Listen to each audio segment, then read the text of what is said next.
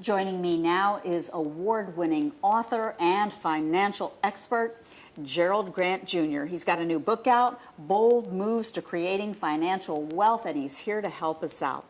Thanks for coming in. What's the first way for people to get going? The first bold move you have to take is to understand where you're spending your money. The budget is the key. By understanding where your money is going, you then put aside funds for your regular normal expenses, but you also have to put aside funds for emergencies.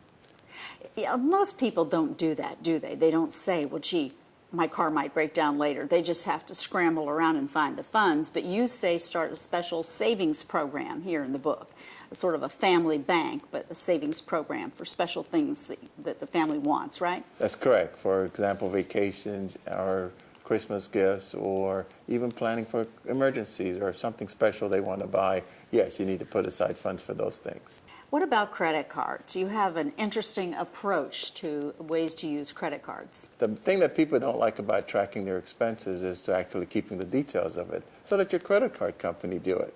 So have 3 credit cards, one for your personal expenses, one for your business expenses, and one for your automobile expenses. And then that way you get a nice statement at the end of the month.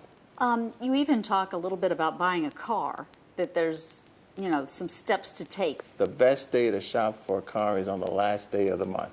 And the better day is the last day of the year. And that way you can make some deals that might not be available at other times. You also talk about saving in retail buying at grocery stores and with clothing. Oh, that's awesome. You can save up to 30% of your savings just by having your own personal shopper.